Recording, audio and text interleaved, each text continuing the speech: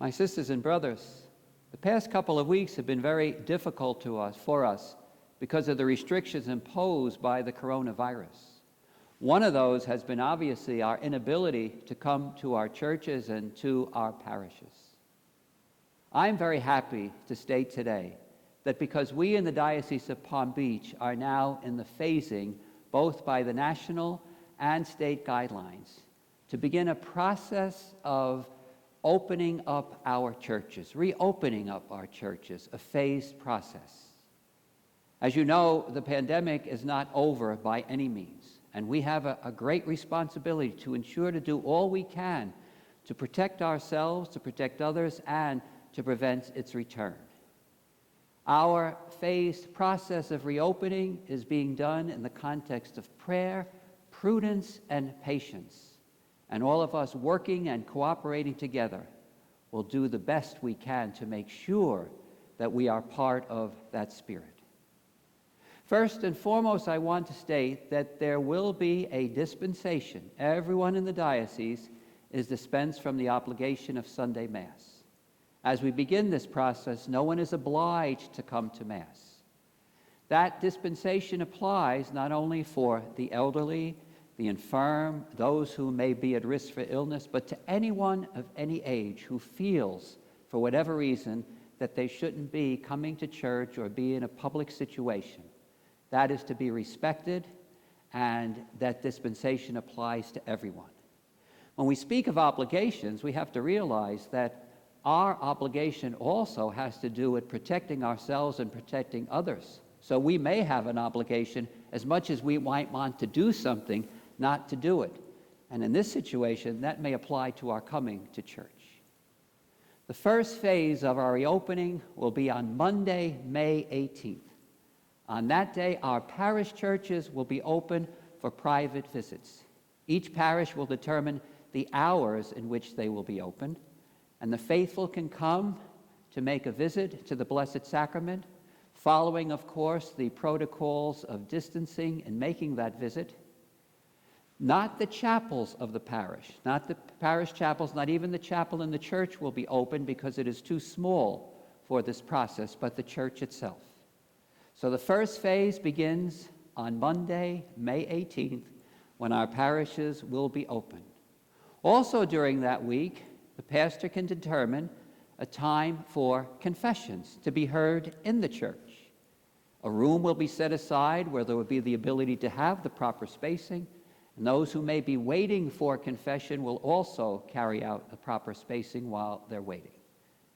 It goes without saying that anyone who still wants to make a private appointment for a confession at the rectory will be able to do so. The second phase of the reopening will begin on Monday, May 25th. And on that day, our parishes will be open for the usual weekday schedule of Masses, the usual daily schedule of Masses. Now, naturally, when we come to church for those Masses, it's going to be in a different context and in a different atmosphere. The protocols that will be in place, which I shortly will explain, and which are on the letter on this website, will be in effect. Those protocols will require our patience, our prudence, and our prayer for the protection of all. But on Monday, May 25th, the regular weekday schedule of Masses will begin within our churches. The third phase will begin on Pentecost Sunday, May 31st, and on the evening before the Vigil of Pentecost, May 30th, when then we will celebrate Sunday Mass within our churches. This is a wonderful day for us to begin the celebration in a public fashion, when the Holy Spirit comes upon the church and the birth of the church we celebrate. When we come to church on that weekend, as on the weekends following, there are going to be protocols, as I mentioned before, which will be in effect. There are a number of them, and they are listed on the letter on this website, and they have to be followed for our safety and for the safety of others. First will be the proper spacing in accord with the health guidelines we have to follow.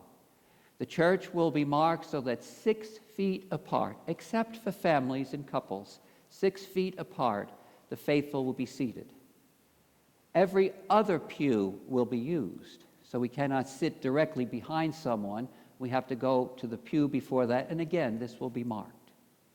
There will be protocols involved such that it is highly recommended that face masks be worn for the celebration by the faithful, except for the reception of Holy Communion, obviously, during Mass.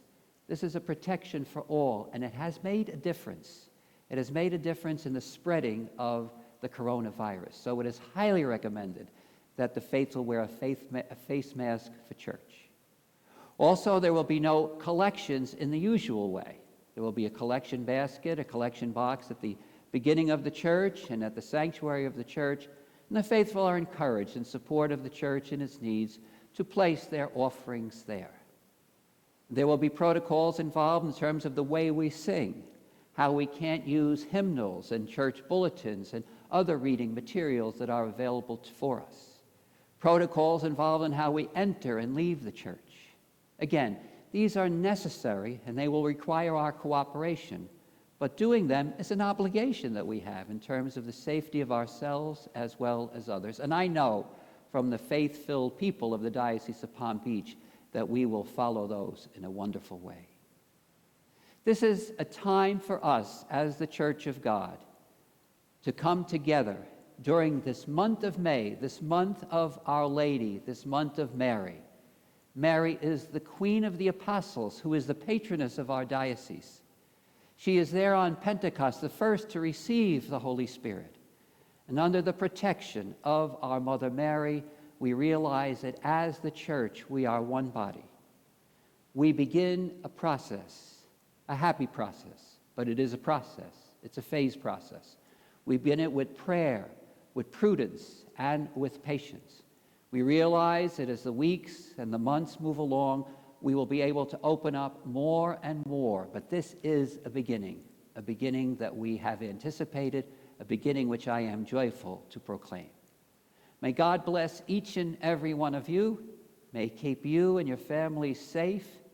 May Our Lady, Queen of the Apostles, continue to be with us.